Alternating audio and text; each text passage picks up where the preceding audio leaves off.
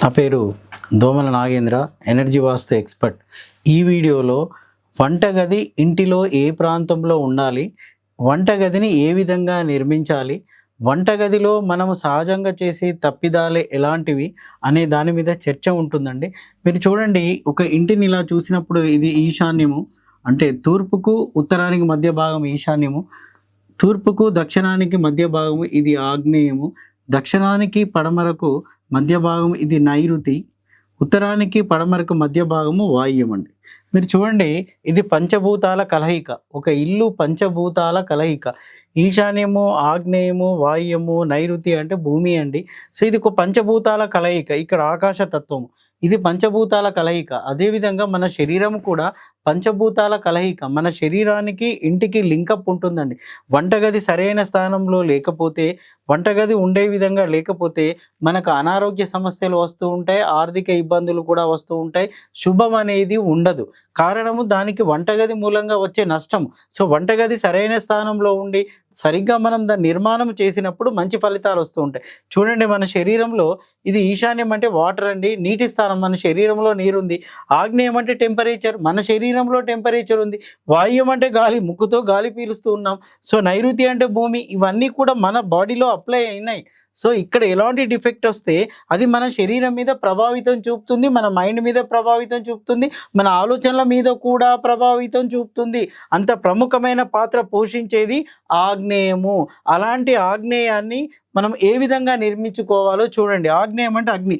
ఎప్పుడైతే అగ్ని పుడుతుందో ఇంట్లో ఉన్న నెగిటివ్ ఎనర్జీ అంతా కూడా వెళ్ళిపోతుందండి, పాజిటివ్ ఎనర్జీ వచ్చే అవకాశం ఉంటుంది. మరి ఆగ్నేయం ఎక్కడ అంటే ఇక్కడ మాత్రమే అండి. ఇక్కడ కిచెన్ ఉండాల్సింది ఆగ్నేయ స్థానమే. కొంతమంది చెప్తూ ఉంటారు, సరే ఎటువైపు ఫేసింగ్ ఉంటే అటువైపు, ఇటువైపు ఫేసింగ్ ఉందనుకోండి ఇక్కడ కిచెన్ వస్తుందని చెప్తున్నారు, ఇటువైపు ఫేసింగ్ ఉందనుకోండి, ఇటువైపు ఫేసింగ్ ఉందనుకోండి ఇక్కడ కిచెన్, అంటే రకరకాలుగా చెప్తున్నారు. అంటే ఫేసింగ్ను బట్టి ఆగ్నేయం మారదు కదా.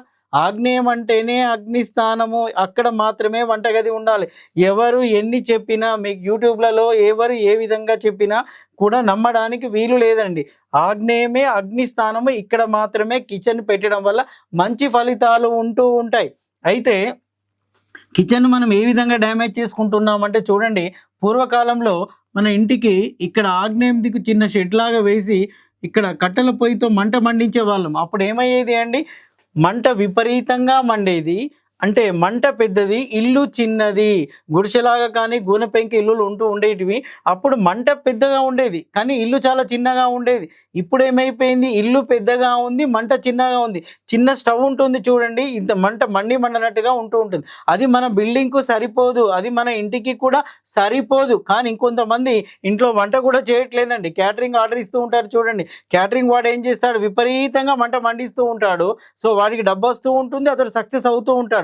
కానీ మన పరిస్థితి అలా ఉండదు. ఎందుకంటే మంట మండడానికి మనం అవకాశం ఇచ్చాము, ఆ మంటను తన సద్వినియోగం చేసుకుని డబ్బు సంపాదిస్తున్నాడు, సక్సెస్ అవుతూ ఉన్నాడు, తన ఇంట్లో నెగిటివ్ ఎనర్జీ వెళ్ళిపోతూ ఉంటుంది. మన వరకు వచ్చేసరికి ఏమవుతుంది, మన మంట చాలా చిన్నది కానీ బిల్డింగ్ చాలా పెద్దది. డూప్లెక్స్ అండి, ఇది G+1 2 3 4 వరకు ఉంటూ ఉంటాయి, కానీ మంట చిన్నది కదా, సక్సెస్ రేటు ఉండదు. అంటే కారణం ఏంటంటే మనం చేసే తప్పిదమే. పైగా ఇంకా ఎలాంటి తప్పిదం చేద్దాం చూడండి, ఇక్కడేమో మంట తక్కువ, బిల్డింగ్ పెద్దది, ఇక్కడ మంట ఎక్కువగా వస్తుంది, ఇల్లేమో చిన్నది. ఇక్కడ మంట చాలా చిన్నది, ఇల్లేమో పెద్దది. సరే అంతటితో ఆగుదామా అంటే మళ్ళీ ఏం చేస్తుంటామో తెలుసా, ఇంట్లో మనం చూడండి, ఈ కిచెన్ అనగానే దాని ఒక స్టోర్ రూమ్ లాగా వాడుకుంటూ ఉంటాం. ఉన్న సామాన్లన్నీ కిచెన్లోనే ఉంటాయండి. మొత్తం కూడా కిచెన్ స్టోర్ రూమ్ అయిపోతూ ఉంటుంది. అంటే కిచెన్లో హెవీ వెయిట్ పడుతూ ఉంటుంది. ఎప్పుడైతే మంట మండుతూ ఉన్నప్పుడు దాని మీద ఎక్కువ బరువులు వేసామనుకోండి, మంట మండదు, నిప్పు ఆరిపోతూ ఉంటుంది, ఫైర్ జనరేట్ కాదు. మనం చేసే పని ఇదే. ఈ మధ్య నేను జూబ్లీ హిల్స్ కానీ బంజారా హిల్స్ ఇలాంటి ప్రాంతాల్లోకి వెళ్ళినప్పుడు పెద్ద పెద్ద బిల్డింగ్స్ కడుతూ ఉంటారు. సో కిచెన్ చూస్తే చాలా బ్రహ్మాండంగా ఉంటుంది, ఇంటీరియర్ డిజైన్ కూడా హైఫై ఉంటుంది, యూ షేప్, మాడ్యులర్, ఐలాండ్ అని రకరకాల పేర్లతోటి కిచెన్ నిర్మాణం చేస్తూ ఉన్నారు.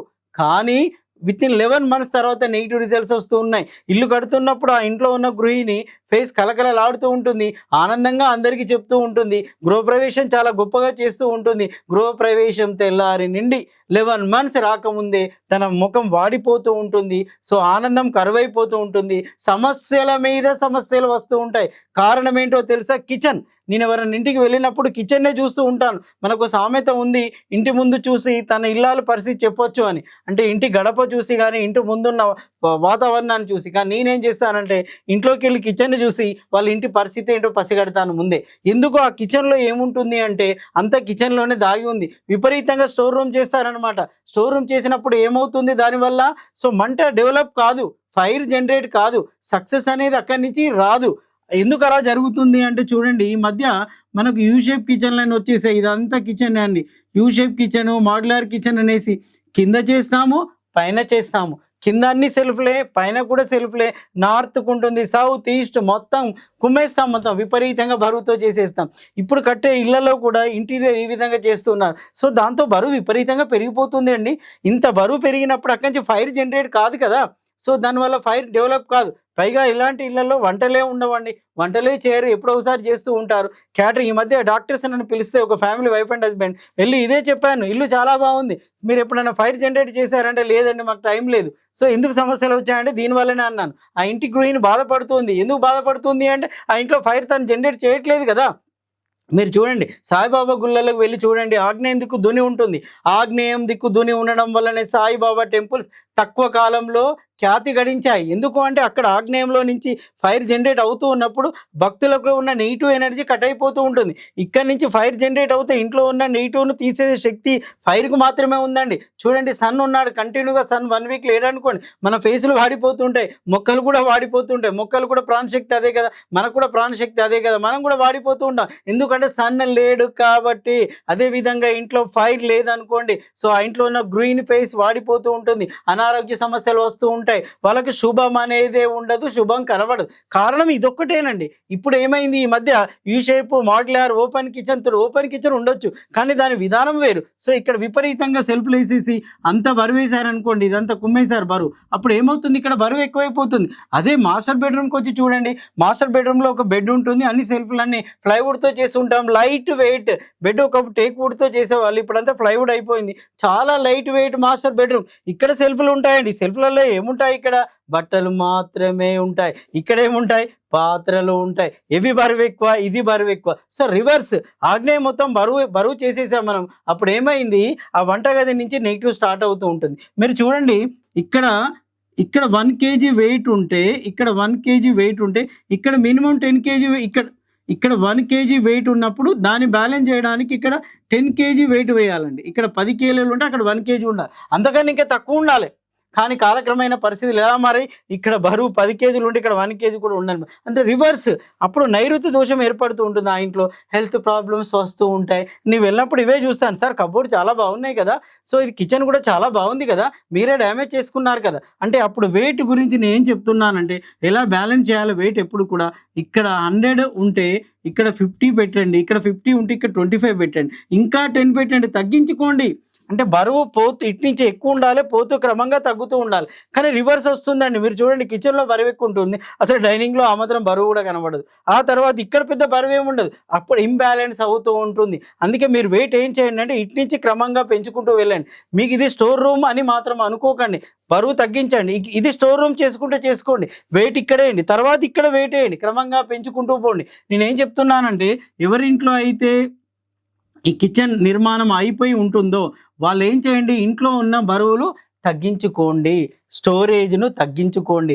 మీ ఇంట్లో శుభాలు ఆటోమేటిక్గా డెవలప్ అవుతాయి. కొందరు అంటారు, చాలామంది వాస్తవాలు చూశారు సార్, కానీ ఏ ప్రాబ్లం లేదని వెళ్ళిపోయారు సార్. ప్రాబ్లం ఎక్కడ ఉందండి? ఇక్కడ ఉందండి. ఇది కంటికి కనబడి ప్రాబ్లం అండి, ఇది కంటికి పైగా మనకు వంశపారంపర్యము, ఆగ్నేయ దోషం వెంటాడుతూ ఉందనుకోండి, ఈ సమస్య తొందరగా ఉంటుంది. ఇప్పుడు వ్యక్తిని ఉన్నానండి, షుగర్ ఉందో లేదో మనకేం తెలుసు, టెస్ట్ చేస్తే తెలుస్తుంది. సో జెనెటిక్గా జెనెటిక్గా కూడా రావచ్చు కదా, ఇక్కడ కూడా ఆగ్నేయ దోషం జెనెటిక్గా రావచ్చు కదా. దానికి తోడైంది అనుకోండి, తొందరగా ఆగ్నేయ దోషం ఏర్పడే అవకాశం ఉంటుంది. మీరు కనుక కొత్తగా వంటగది నిర్మిస్తే ఇలా నిర్మించుకోండి. అలా నిర్మించిన వాళ్ళ గురించి చెప్పట్లేదండి, వాళ్ళు సామాన్ల సంఖ్య తగ్గించుకోండి అంతే. సో కొత్తగా నిర్మించే వాళ్ళు ఏం చేయండి అంటే ఈ ప్లాట్ఫామ్ను ఇలా చేసుకోండి, ఇలా ఇది వుడ్తో చేసుకోండి అండి. దీని మీద గ్రానైట్ వేసుకోండి. దీన్ని టచ్ చేయకూడదు, దీన్ని టచ్ చేయకూడదు, అది ఇండివిజువల్గా ఉండాలి. ఎప్పుడైతే మనం తూర్పు వాళ్ళకి టచ్ చేస్తామో బరువు విపరీతంగా పెరిగిపోతుంది.